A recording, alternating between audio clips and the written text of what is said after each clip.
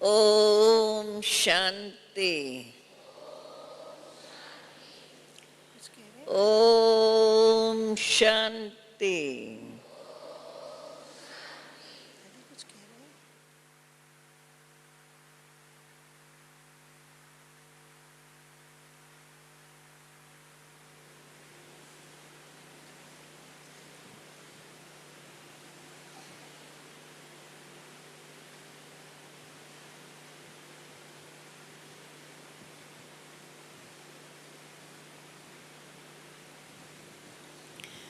जब ओम शांति बोलते हो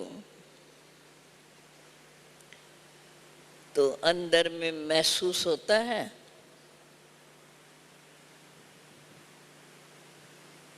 कि मैं अंदर से रूह रूह बोला जाता है ना आत्मा को, तो मुख मुख बोल रहा है पर बोलने वाली मैं आत्मा हूं, ऐसे अंदर महसूस होता है। ओम शांति। बाबा ने हमें ये ओम शब्द इसलिए सिखाया कि हमें वो स्मृति बनी रहे।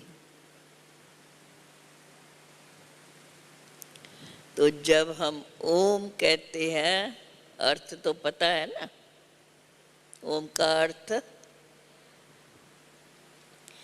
हम कहते हैं ओम अर्थात मैं वो ही। देखो ओम का आलाप ऊपर जाता है, ऊपर माना जैसे परमात्मा के लिए हम ऊपर इशारा करते हैं, वैसे ओम मैं वो ही माना अनादि परम धाम निवासी, भाव ये भरा हुआ हो, मैं वो ही शुद्ध आत्मा हूँ। अगर हम बार बार मैं शुद्ध आत्मा हूँ, मैं शुद्ध आत्मा हूँ याद करेंगी तो शुद्धता किसको कही जाती है। और जब याद आता है मैं शुद्ध आत्मा हूँ तो मेरे अंदर मेरा आव भाव कैसा बनता है। वैसे ही भी जब शुद्ध वस्तु देखो तो एक अच्छी लगेंगी, तो चेहरे में वो अच्छाई का भाव आएगा। तो मैं वो ही माना अनादि अविनाशी शुद्ध आत्मा हूँ। तो वो शुद्धता क्या क्या है, उस समय तो समझो घड़ी सेकंड के लिए वो आएगा, पर वो बैठने के बाद उसका अंदर वर्णन होता रहेगा। तो ये वर्णन या ये मुझे बार बार याद आए और उसका विस्तार होता जाए, इससे हमें अंदर में बहुत फायदा होता है। क्योंकि जब हमें अपनी रूहानियत याद आएंगी तो अंदर का जो हमारा विचारधारा है वो रूहानियत संपन्न हो जाएंगे। और जब हमें इस प्रकार से याद आएगा मैं वो ही शुद्ध आत्मा हूँ, तो वो शुद्ध आत्मा के क्या लक्षण है, धीरे धीरे वो बातें हमें याद आती रहेंगी। इसलिए बाबा ने हमें ये ओम शांति, जिसमें समझो मूल ये कहते हैं मैं शुद्ध आत्मा हूँ, शांत स्वरूप हूँ। और अगर सोचा जाए सबसे बड़े ते बड़ी शक्ति शांति है। आप सोच के देखना,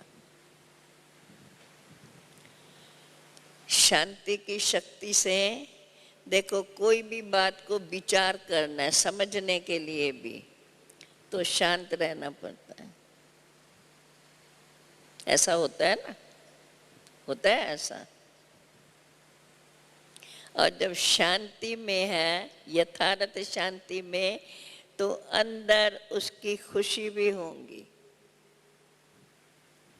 और जब सचमुच और कोई संकल्प नहीं, इधर उधर की ख्यालात नहीं, तो उसमें अंदर अपना रूहाब बनेगा।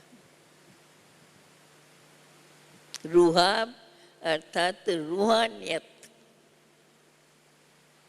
जिस रूहानियत से जब हमारे अंदर रूहानियत जागृत होती है तो हमारे देखने की दृष्टि बदल जाती है, नैनों के देखने का ढंग बदल जाएगा और चेहरे पे वो हल्की सी मुस्कुराहट आ जाएंगी।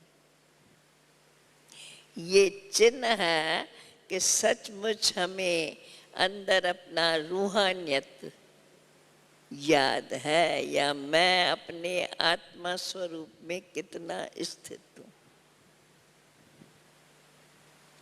इसलिए बाबा हमें बार बार ये याद दिलाते, जैसे जैसे ये बातें हमें याद आती जाएंगी तो जो और बातें हैं वो हमारे से छूटती जाएंगी, क्योंकि इस समय ये याद इमर्ज है, उसमें हम स्थित हैं, रूहानियत में आत्मा स्वरूप की स्मृति जागृत है।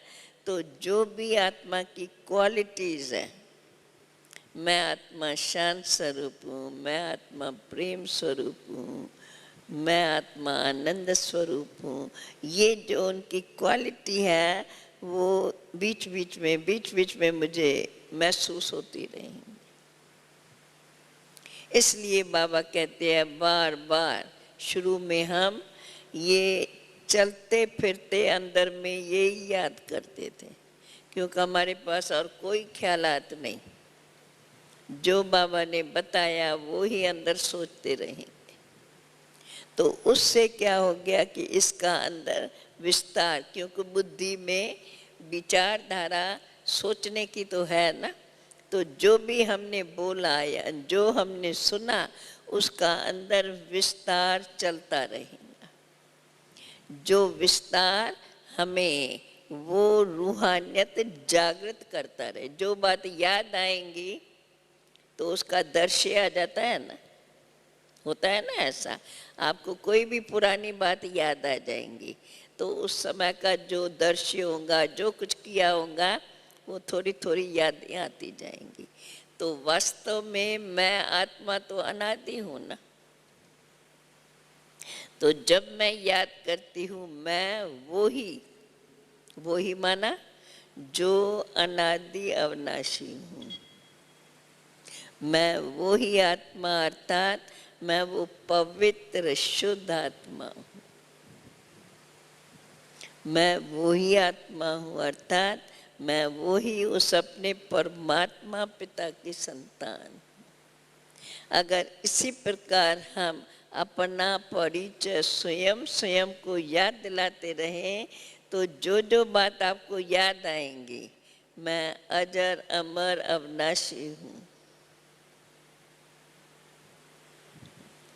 मैं सारे ड्रामा के आदि मध्य अंत को जानने वाली हूँ, या फिर मैं ज्ञान स्वरूप, प्रेम स्वरूप, शांत स्वरूप, जैसे जैसे जो जो याद करते जाएंगे ना उनका भाव अर्थ अंदर में इमर्ज होता जाएगा।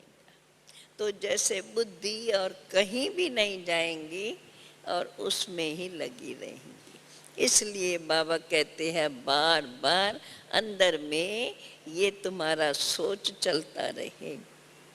बाबा हमें क्यों इतना विस्तार बताते हैं, क्योंकि अनेक जन्मों का विस्तार, एक जीवन का भी कितना विस्तार है। समझो जितने बरस हम लोगों की आयु हो चुकी, इतनी आयु के अंदर कितना विस्तार हमारे अंदर भरा होगा।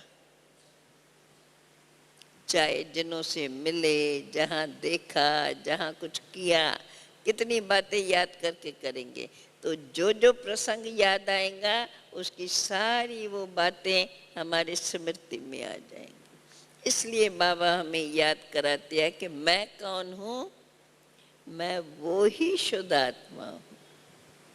वो ही की दो अर्थ है, एक तो वो ही परमात्मा की संतान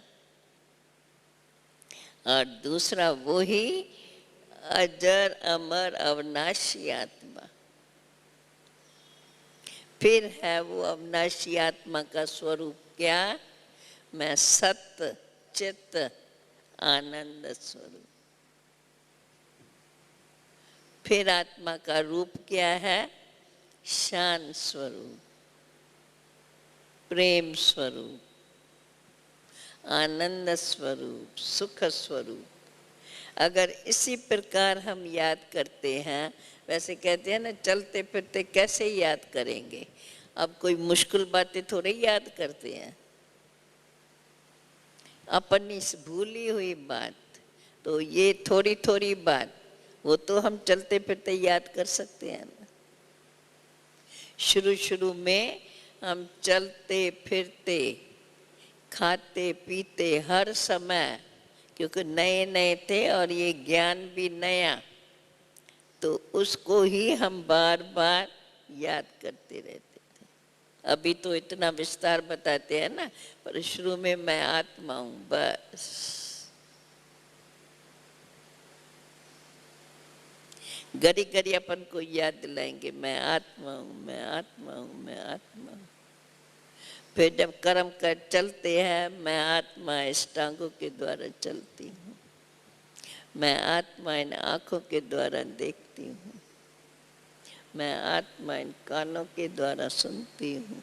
ऐसे हर कर्म इंद्री को आत्मा से संबंधित करते मैं आत्मा इनके द्वारा करा रही हूँ। मैं आत्मा इस शरीर को चलाने वाली, मैं आत्मा इस शरीर की मालिक। तो ये जो अंदर चिंतन चलता है ना, वो चिंतन हमारे अंदर आत्मा का रूहाब जागृत करता है। और जैसे जैसे आत्मा का रूहाब जागृत होता है, वैसे वैसे जैसे कि हमारे वो चैन नैन उसी झलक के दिखाई पड़ते रहे। इसलिए हम जो कहते भाई पहले 2 मिनट साइलेंस, क्यों? कि हमें अंदर से वो अपने स्वरूप की स्मृति प्रत्यक्ष रूप में नजर आ जाए,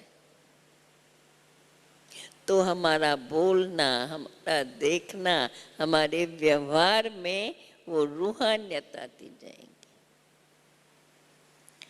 तो आज की टॉपिक है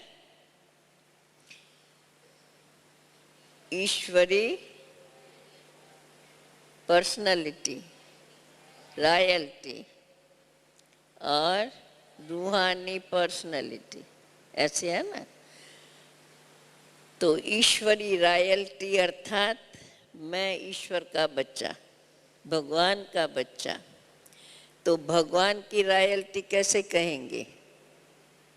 भगवान जो सर्व आत्माओं का पिता है, बल्कि कहें सारे विश्व का रचता है।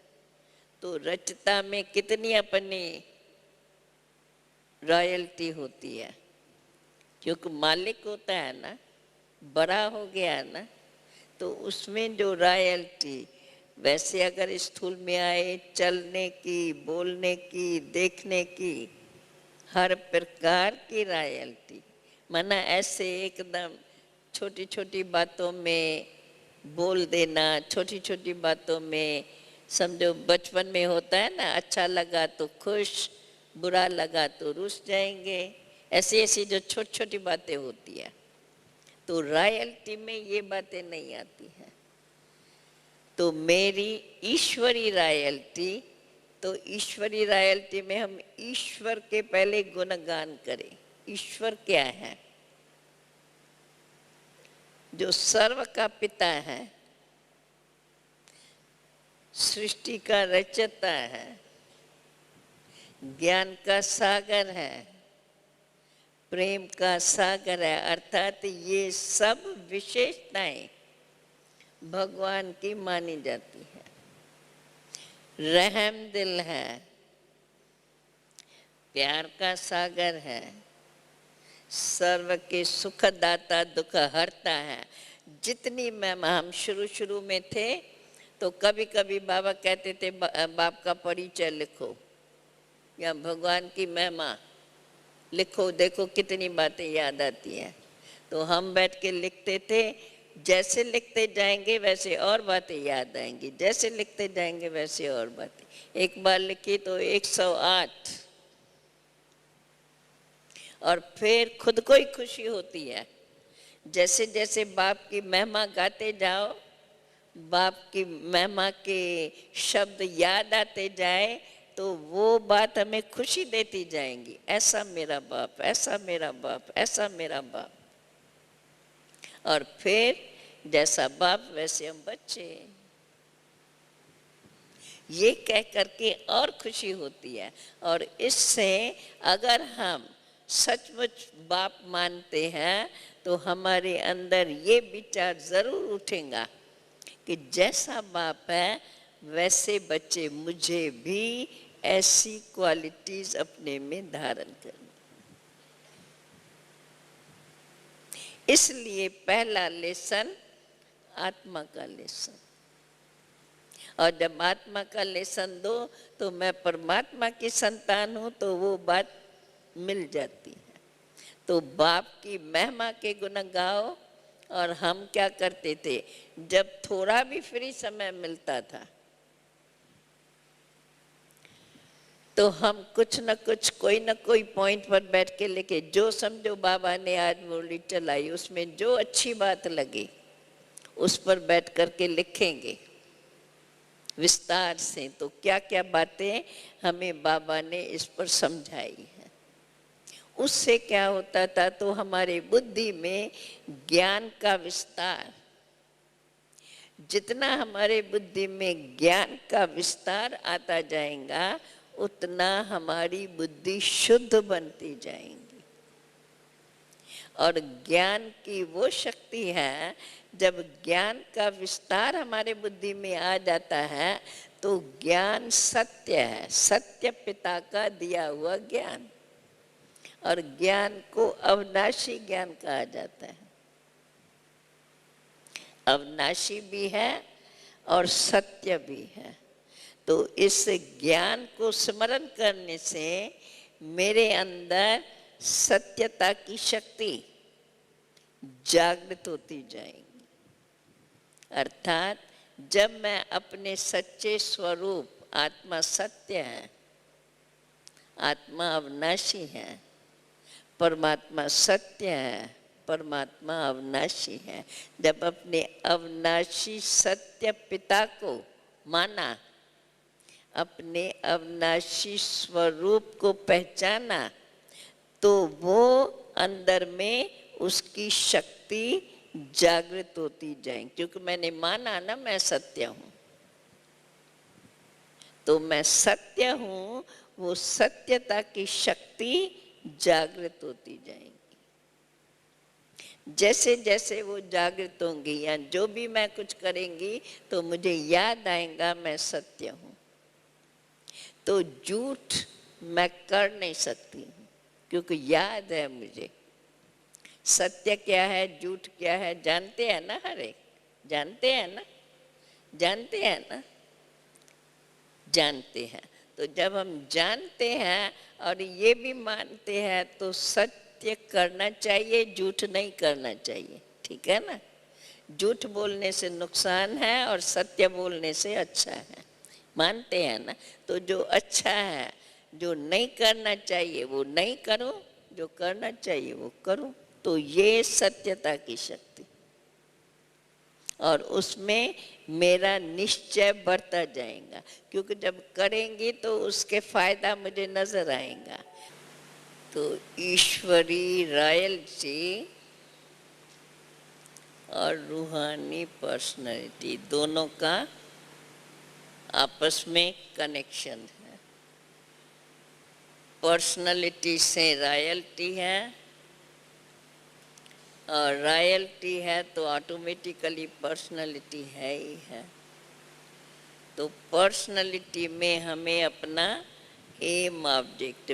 बाप की महिमा जितनी हम याद करेंगे उतना हम अपनी पर्सनालिटी बना सकेंगे। जैसे समझो ऊंचे थे ऊंचा बाप, तो उसकी ऊंचाई क्या क्या है, कौन सी क्वालिफिकेशंस, कौन सी क्वालिटी।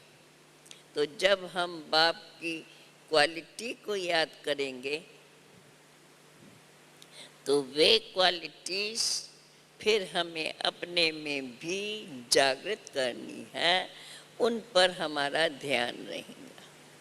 चाहे बोलने में, चाहे देखने में, चाहे चलने में, हर प्रकार से जैसा बाप वैसे बच्चे।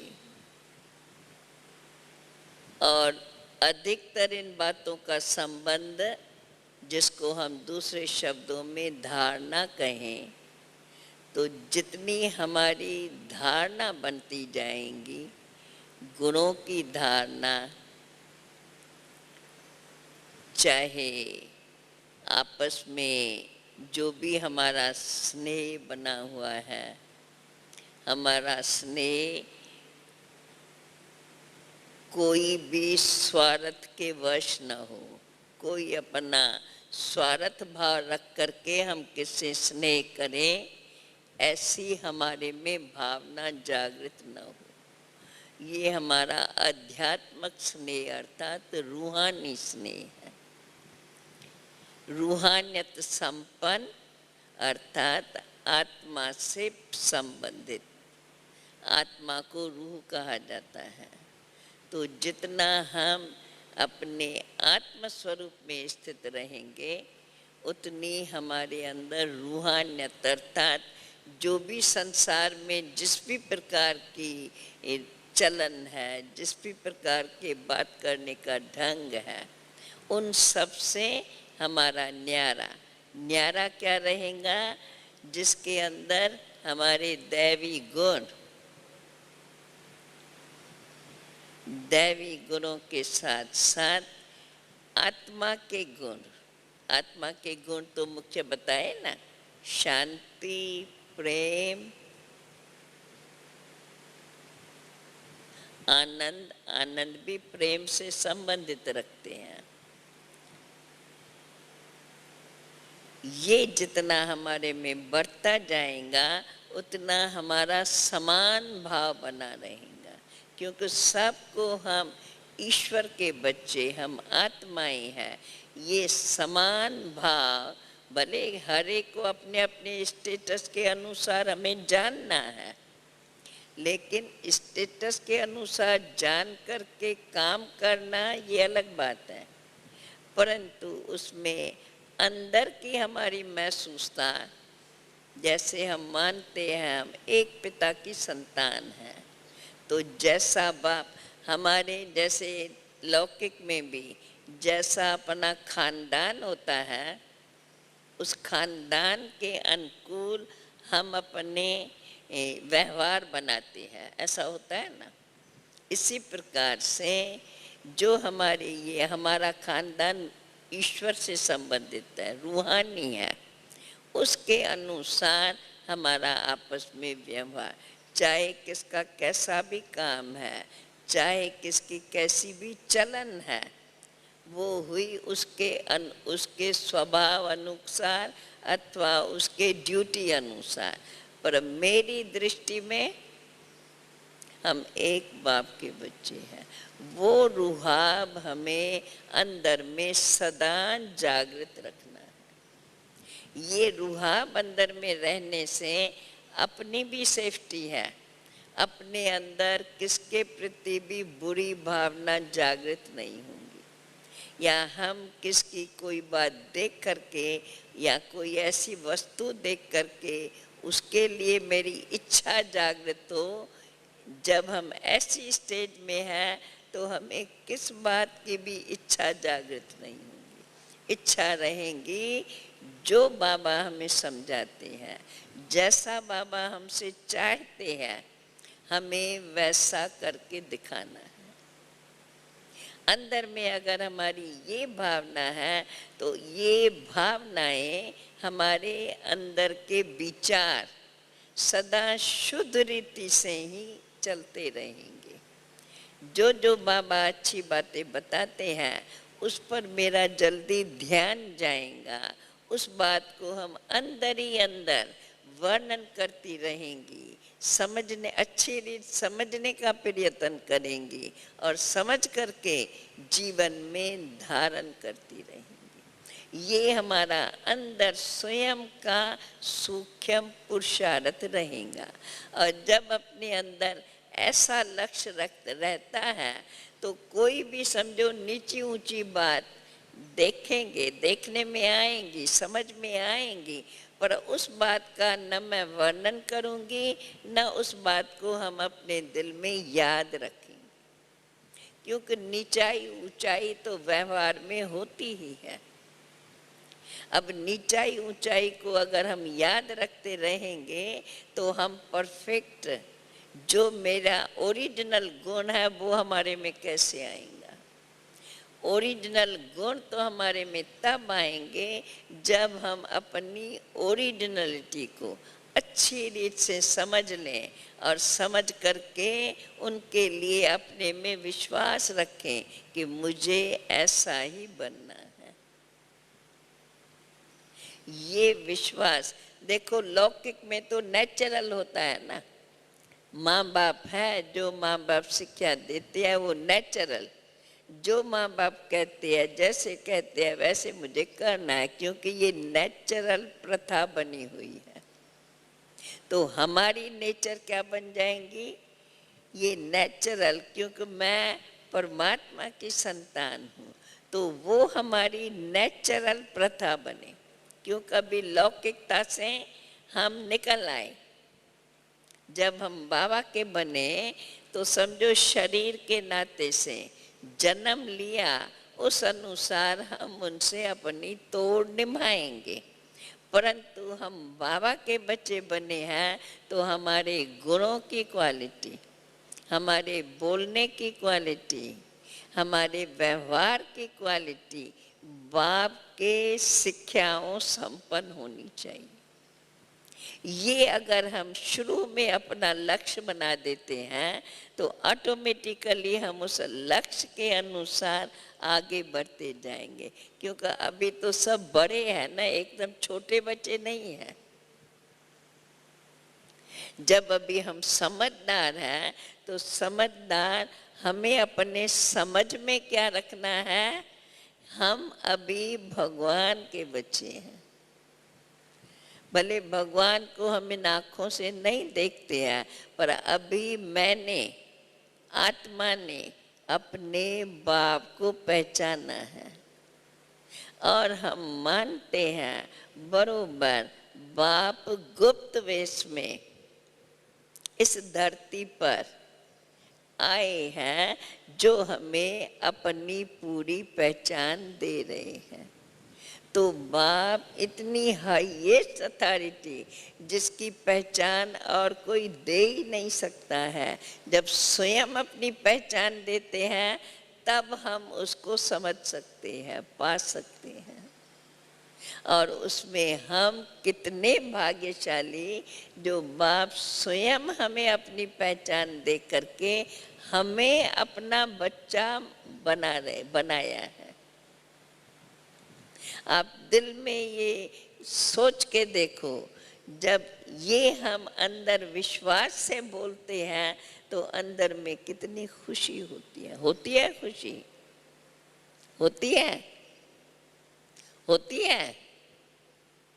जब खुशी होती है तो देखो, जो बात खुशी देती है वो कभी भूलती नहीं है अनुभव ऐसा। जो बात अच्छी लगेंगी वो हम बार बार याद करते रहेंगे। होता है ऐसा, होता है। तो इसी प्रकार से जो हमारा उस दुनिया में, माना पहले जीवन में जो बातें जिस रीति नेचुरल है, अब हमें अपनी नेचर इस ईश्वरीय क्वालिटीज की बनानी है। तो नेचुरलिटी क्या होती है हम जानते हैं, नेचर कैसे हमारी बनती है वो भी जानते हैं, संग से, माँ बाप की शिक्षाओं से। तो जब हम अभी बाबा के ईश्वर के बच्चे हैं तो माँ बाप की शिक्षाओं से और उनके संग से, जबकि बाबा रोज हमें, बाप भी है हमारा, टीचर भी है और गुरु भी है, तो बाप के रीति से हमें पालना देता रहता है, टीचर के रीति से रोज पढ़ाई, एक तरफ पढ़ाई और पढ़ाई के साथ साथ दैवी गुण, जीवन कैसी होनी चाहिए, क्योंकि पढ़ाई में स्टेटस चाहिए ना, तो स्टेटस मिलता है उन क्वालिटीज से, जैसी पढ़ाई ऐसी क्वालिटी। समझो इंजीनियरिंग पढ़ते हैं तो इंजीनियरिंग वर्क जो है उसमें उसकी क्वालिटी अच्छी होनी चाहिए। इसी प्रकार से हम भगवान के बच्चे हैं, तो जो भगवान हमें शिक्षाएं देते हैं हमारे अंदर वो डिवाइन क्वालिटीज, ईश्वरीय क्वालिटीज, ईश्वरीय क्वालिटी सबसे सहज और सबसे बड़ी कौन सी?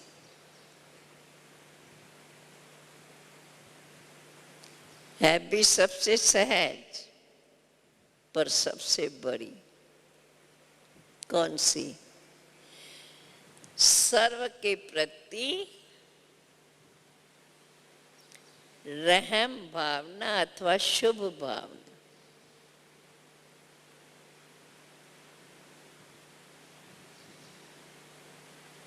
भगवान की सबसे बड़ी बात कि उनके दया के पात्र हम बने, ऐसे कहते हैं ना, कुछ भी बात होंगी ईश्वर के कृपा के पात्र बने। और बाप का गायन है, दुख हरता सुख करता,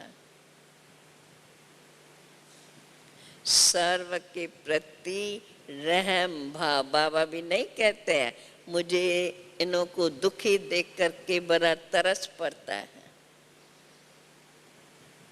तो जब बाप को हम बच्चों पर तरस भावना है तो हम क्यों नहीं उसका फायदा लें, अर्थात बाप के आगे जो बाप हमें शिक्षा देता जाए उसको हम ग्रहण करते, क्योंकि अभी तो समझदार हो ना, अभी इतने छोटे बच्चे आज के जन्म हुए नहीं है, अभी तो बाप का परिचय है, बाप की पूरी नॉलेज, बाप ने जो नॉलेज दी है सृष्टि के आदि मध्य अंत की वो भी समझ में है।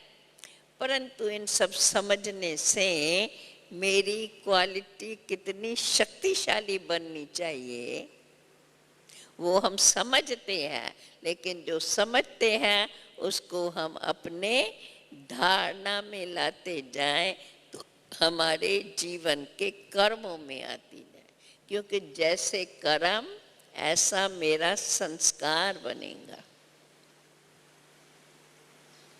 और संस्कार वो वस्तु है, एक बार जिस बात का संस्कार बन गया, संस्कार जल्दी बदलेगा नहीं, जब तक उसके बराबर में और कोई ऐसी उससे ऊंची बात आए। परंतु ये तो ईश्वरीय संस्कार, अगर मेरा स्नेहमयी संस्कार है, रहम भावना का संस्कार है, तो ये तो अच्छा है, इसको सब पसंद करेंगे। और उनसे सबसे बड़ी बात कि मेरे अंदर की भावनाएं जब शुभ बन जाएंगी तो कोई अशुभ बात मेरे पर प्रभाव नहीं डालेगी, क्योंकि शुभ की शक्ति अधिक है, सत्य की शक्ति अधिक है।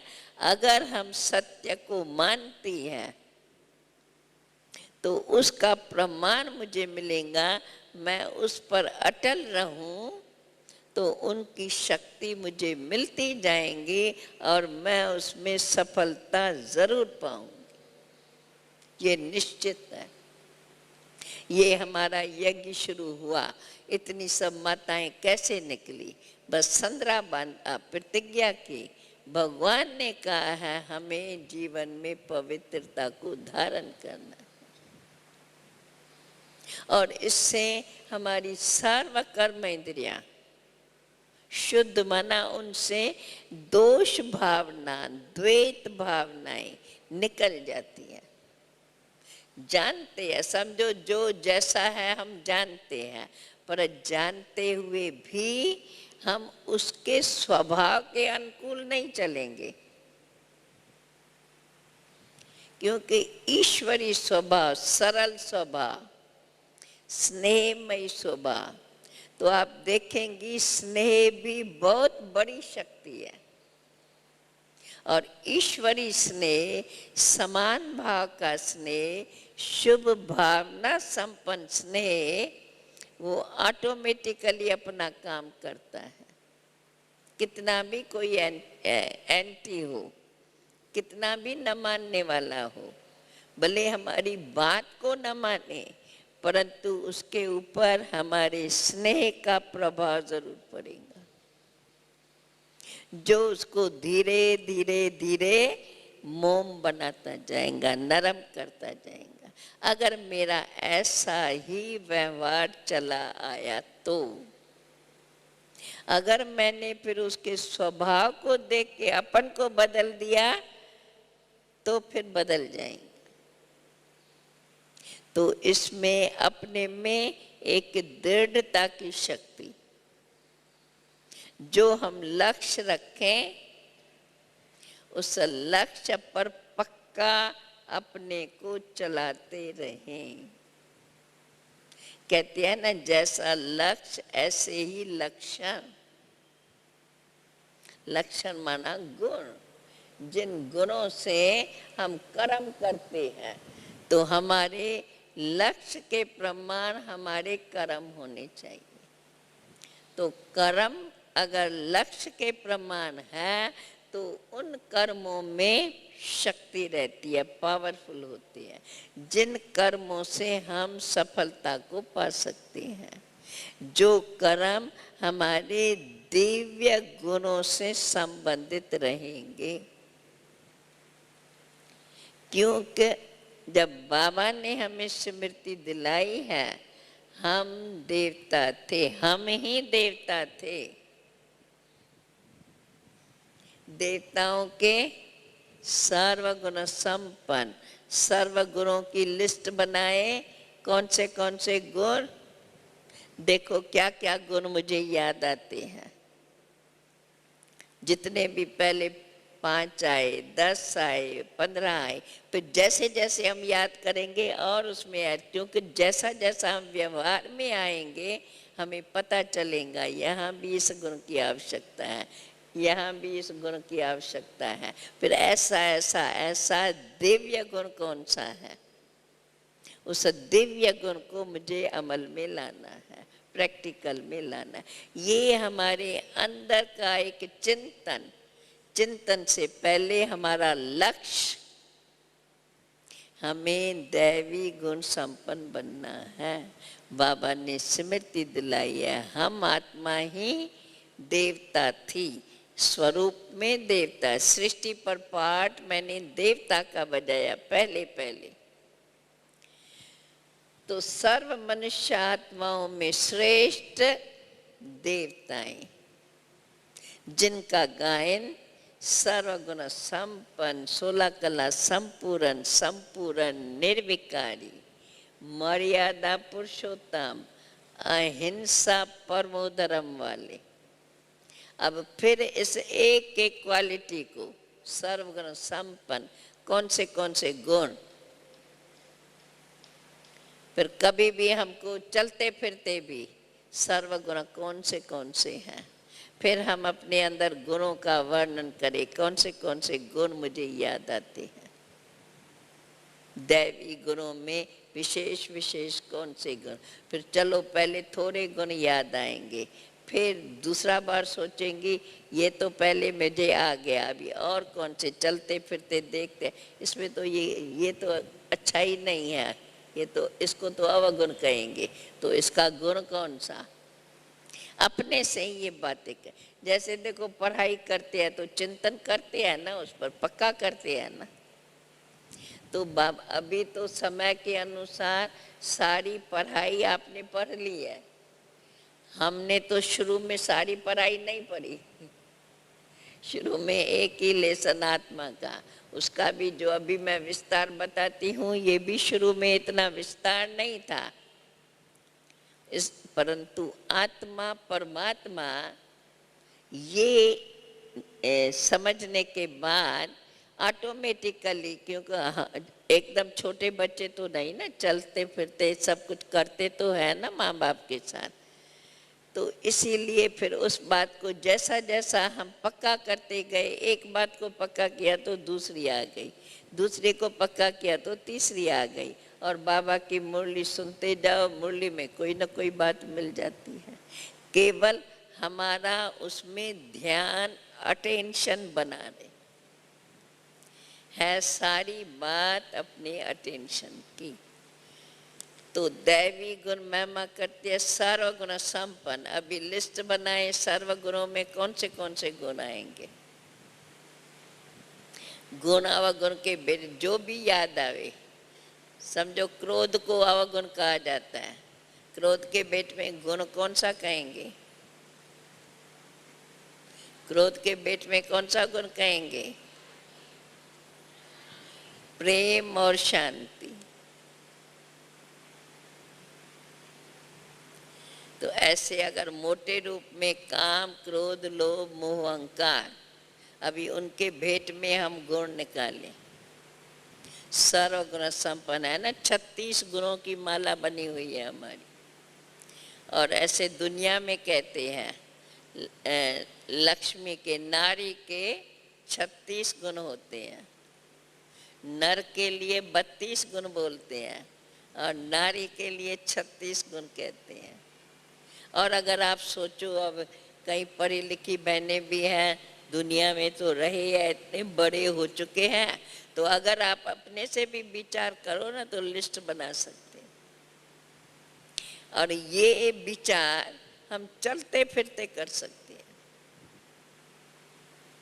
हम ये नहीं कह सकते हैं समय नहीं मिलता है, चलते फिरते चलो, जिस समय समझो कोई और काम में है, हम पढ़ाई करते हैं, चलो पढ़ाई के समय पढ़ाई की, बाकी समय क्या करते हैं, स्कूल से छूटे, पढ़ाई पूरी हुई, काम वाम अपना कर दिया, चलो भोजन करते हैं, उस समय कौन सा काम है, भोजन करना तो कॉमन बात है ना, वो तो नेचुरल होता है, उस समय विचारधारा क्या काम करती है।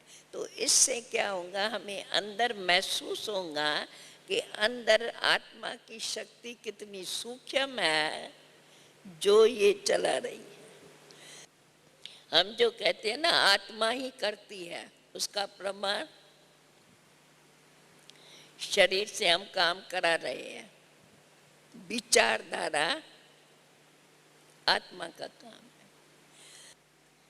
जब हमारे में ऐसी दिव्य गुणों की धारणा, मैं अभी उसका वर्णन नहीं कर रही हूँ, आप जानते भी हो और इसको विचार करके लिस्ट बना सकते हो, पर ये करते जाएंगे ना, तो करने के बाद आप समझो चलते फिरते रहेंगे या कोई और काम में बैठे होंगे तो भी आपका वो चिंतन चलेंगे। शुद्ध चिंतन है ना, शुद्ध चिंतन आत्मा को शक्तिशाली बनाता है, और वो शक्ति हमें अंदर में दृढ़ बनाती है, माना पक्का करती है उन गुणों में।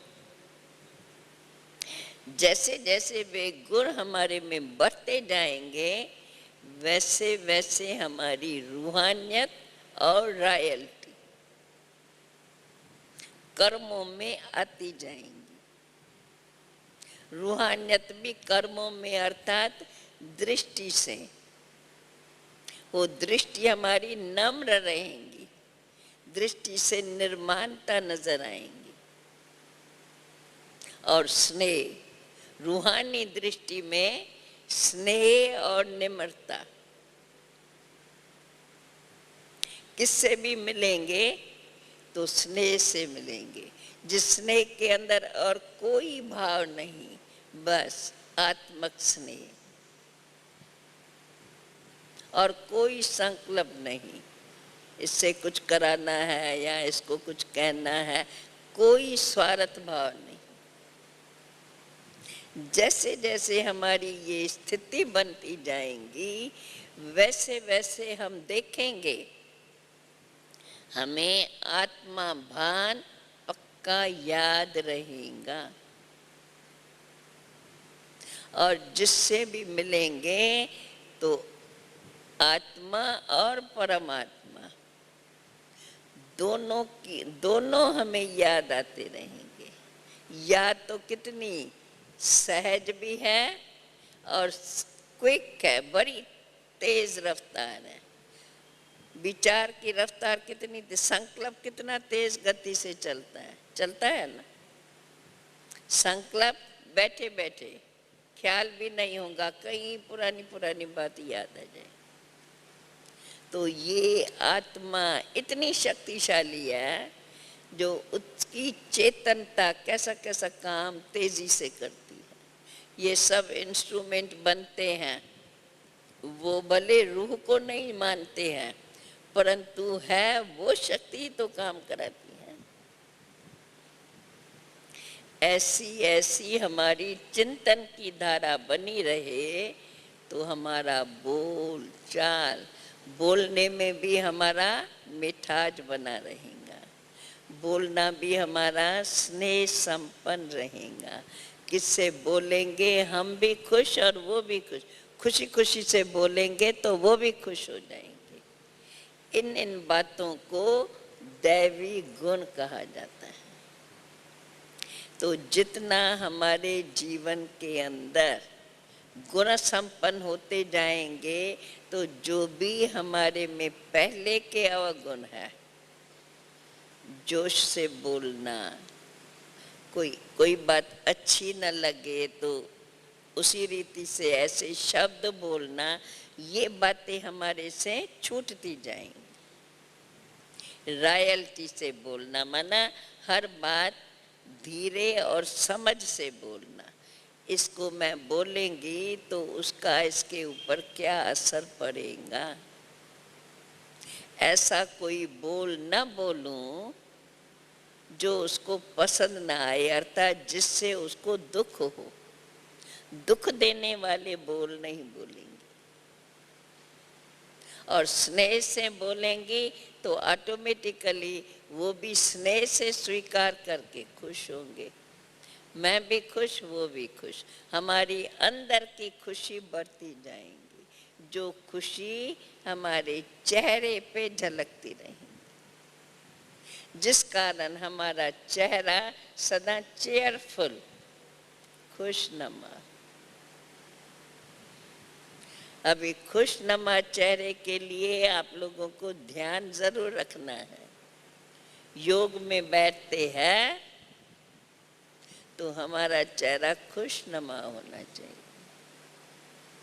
बाबा से मिलते हैं, बाबा से बातें करेंगे। एक बाबा शब्द भी ऐसा है, बच्चा अपने बाप से मिलता है तो कितना खुश होता है। तो आत्मा परमात्मा से बात करती है, एक तो कितनी वंडरफुल बात जो आज के दुनिया में कोई नहीं करता, और हमें बाप ने सिखाया है, बाप ने अपना परिचय दिया। एक तो ये बहुत बड़े से बड़ी बात, कोई जानता ही नहीं कि भगवान भी आकर अपना परिचय देता है, और देता है तो किसको देता है ये किसको पता नहीं, कैसे देता है, किसको देता है, कब देता है, किस रूप में देता है, कोई नहीं जानता है। आज था ना मुरली में, भगवान आता है तो कैसे आता है, भगवान को भी कोई अपनी वो माता तो चाहिए जिससे इतनी सारी रचना रचे। तो माता पिता कहने से दुनिया के रीति में समझ में आता है स्थूल रीत, परंतु ये कितना महीन रूप है। हम आपस में भाई बहन, एक बाप, बाकी हम सब आपस में भाई बहन। तो और कोई भी देह का संबंध है, क्योंकि देह धारण किया है तो कोई देह का माता है, कोई पिता है, कोई बहन है, कोई भाई है, ये देह के संबंध। अभी देह के संबंध होते वो तो हम जानते हैं, समझते हैं, पर आत्मा के जो संबंध हैं हमें अभी उन बातों को पक्का करना, क्योंकि संगम पर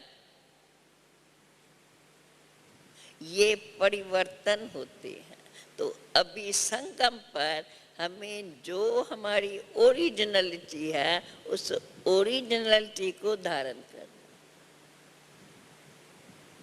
जिसको कहते हैं सर्वगुण संपन्न, 16 कला संपूर्ण, संपूर्ण निर्विकारी।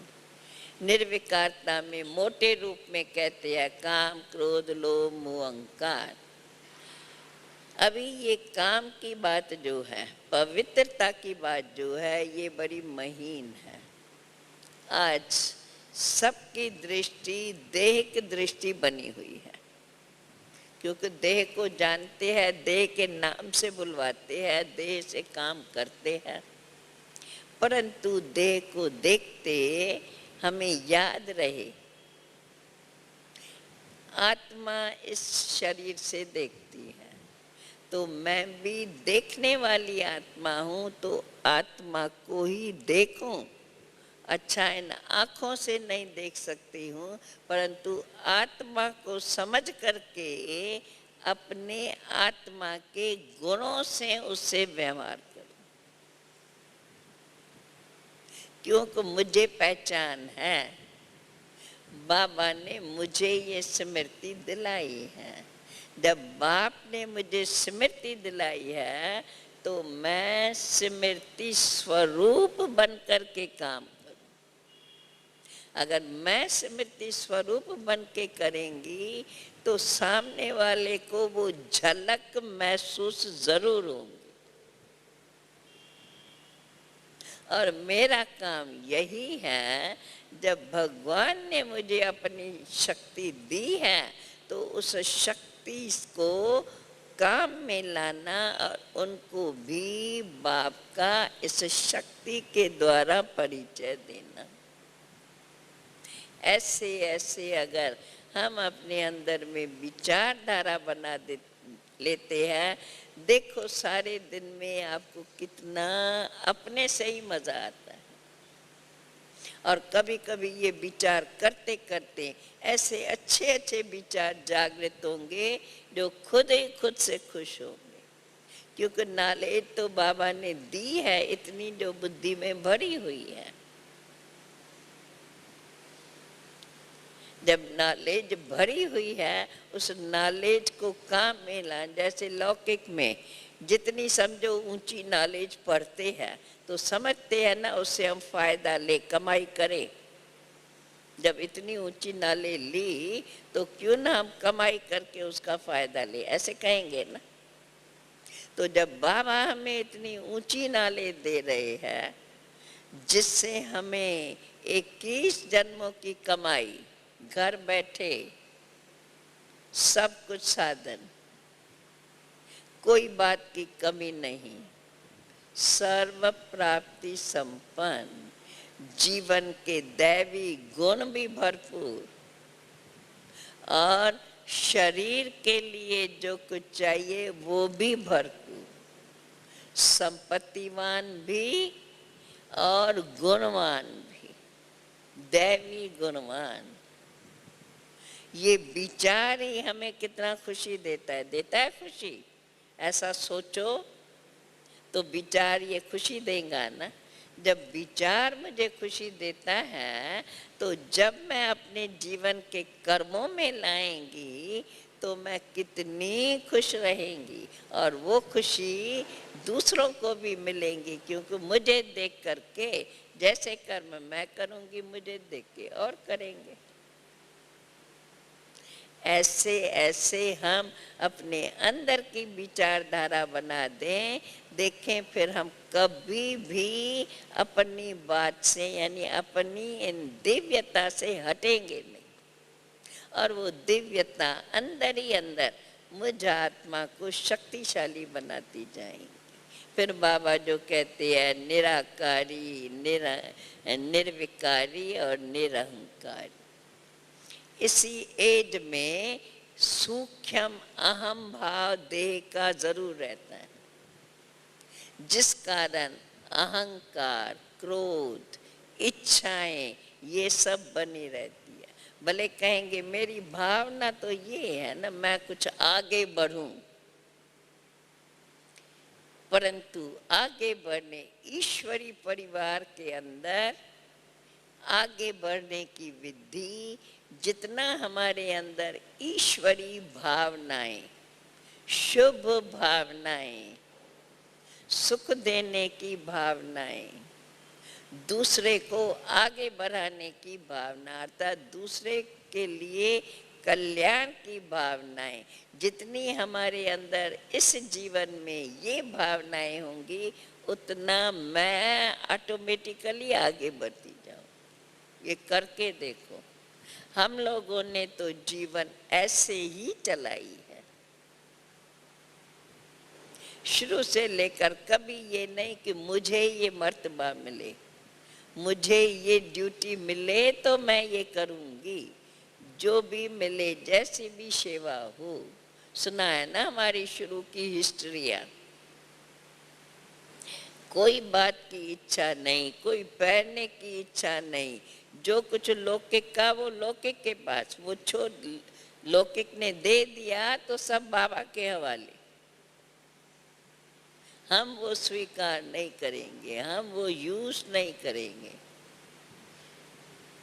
हमें तो अभी ईश्वर के बने हैं, ईश्वर का ही खाना है, पीना है, उनके साथ रहना है और ऐसे ही बनना है।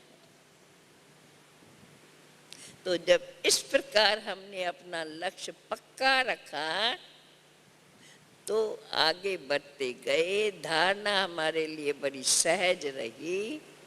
आज की दुनिया में ये पवित्रता का लक्ष्य, प्यूरिटी, आंखें बड़ी धोखा देने वाली है।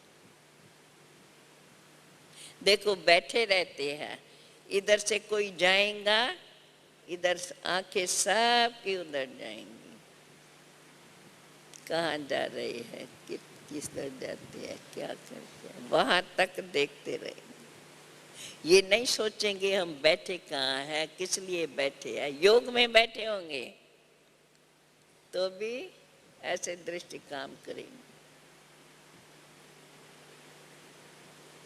ये कर्म इंद्रियों पर कंट्रोल, स्थिर स्थिर है तो अडोल है, अचल है। स्थिरता नहीं है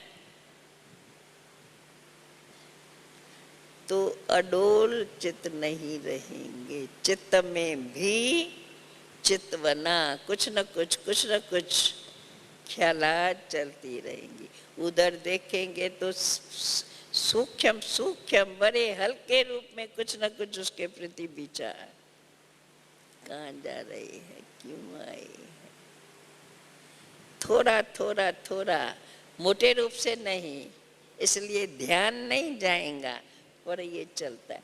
मैं आत्मा अति सूक्ष्म हूँ, मैं अपने सूक्ष्म संकल्प को जान सकती, पहचान सकती और परिवर्तन कर सकती, ये अपना लक्ष्य। तो ऐसे अपने में दैवी गुणों की धारणा, जो कुछ देखें बुद्धि तो समझ जाती है ये अभी के काम के है या नहीं।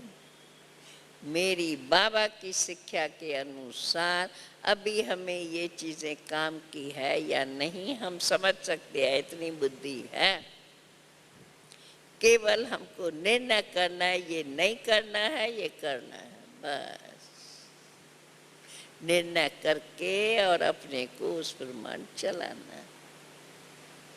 अभी के समय अनुसार ये सब में शक्ति है, हम निर्णय करके अपने को बाबा की तरफ चला सकते हैं। फिर उसके लिए संग चाहिए, उसके लिए हमारी दिनचर्या भी ऐसी चाहिए, भले हम वो भी करें जो ज़रूरी है, पर साथ साथ उसके कंपैरिजन में ये भी साथ हो।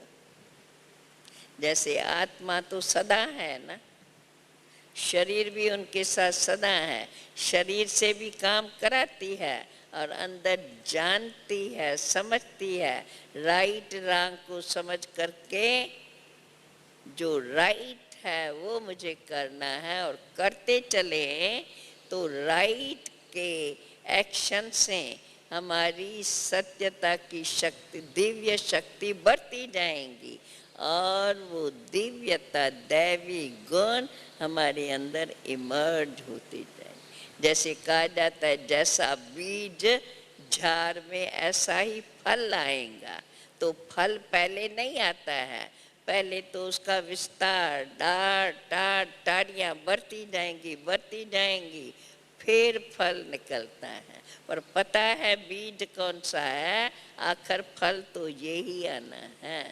तो बाबा ने बताया हमारा बीज कौन सा है, कौन सा है हमारा बीज?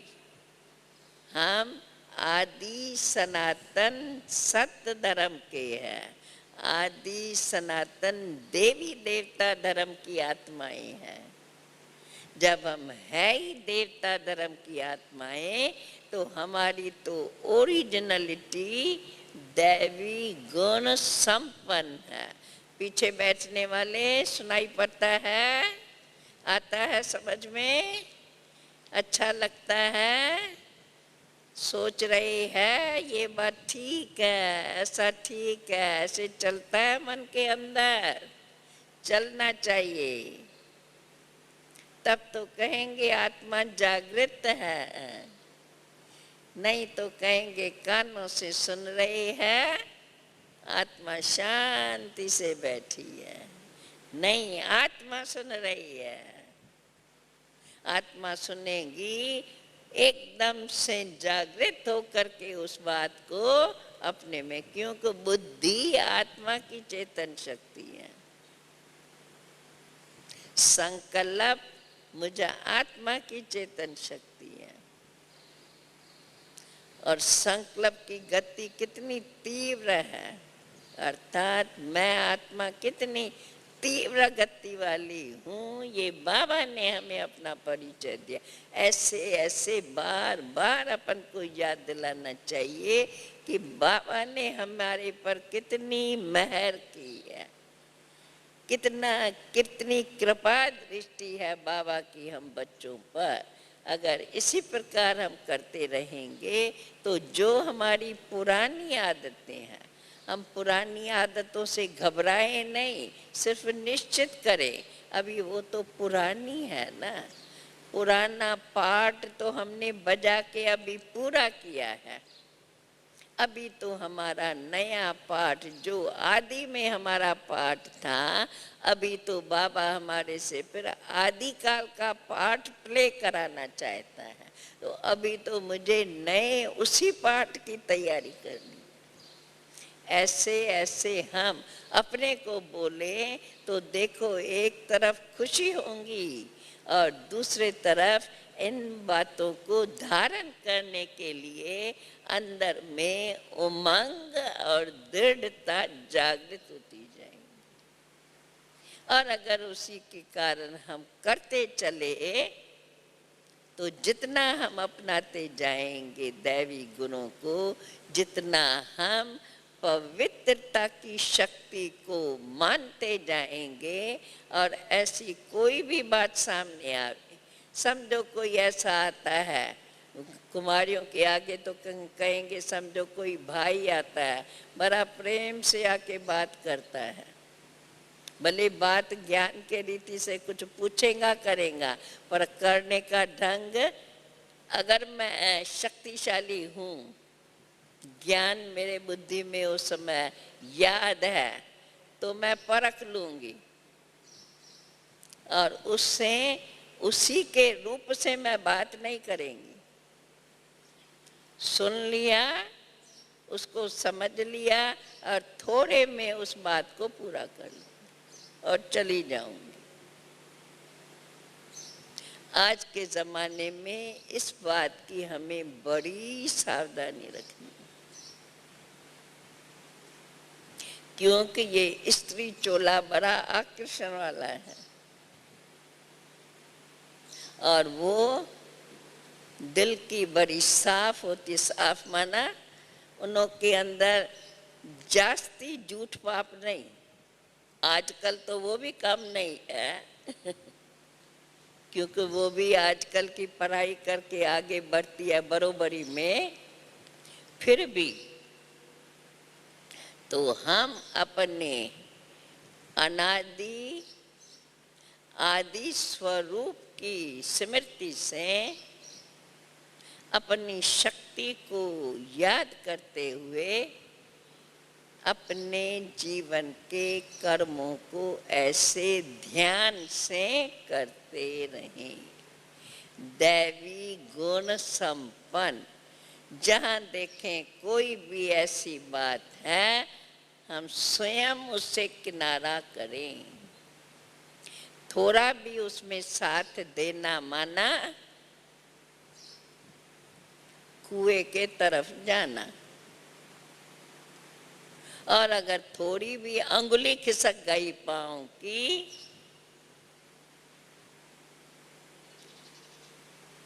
तो गिरना ही संभव होगा।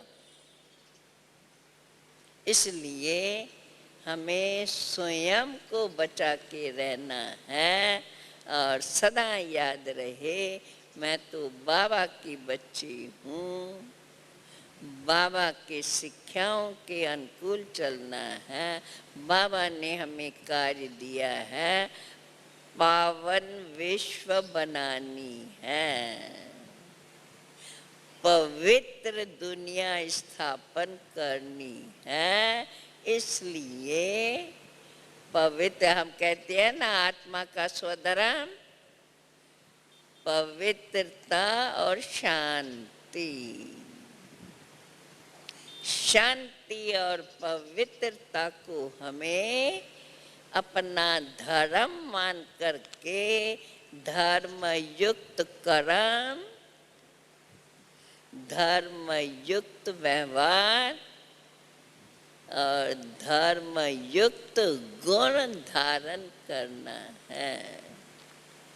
ऐसे हम स्वयं की शक्ति को जागृत करते हुए उन्हीं गुणों को अपनाते जाएं, तो हमारे अंदर रूहानी पर्सनैलिटी और ईश्वरी रॉयल्टी, बोलना देखना जैसे बाप न्यारा होते शरीर के द्वारा कार्य कराता है, वैसे मैं आत्मा भी आत्म स्वरूप में रहते इस शरीर की कर्म इंद्रियों से मैं जो हूँ, जैसी हूँ, जिस बाप की बच्ची हूँ, उन क्वालिफिकेशन से इन शरीर से हमें कर्म, दिव्य कर्म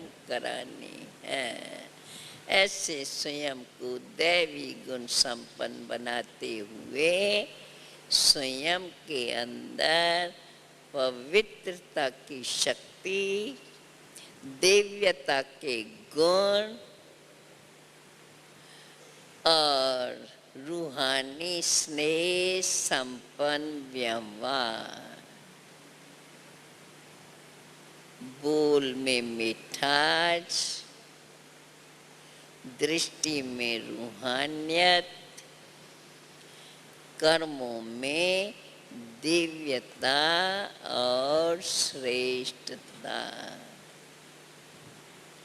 इस प्रकार से हम अपनी जीवन को ऊंच बनाते हुए आगे बढ़ते रहें और एग्जाम्पल बनकर बाबा के आगे अपना ये कार्य प्रत्यक्ष करते रहें।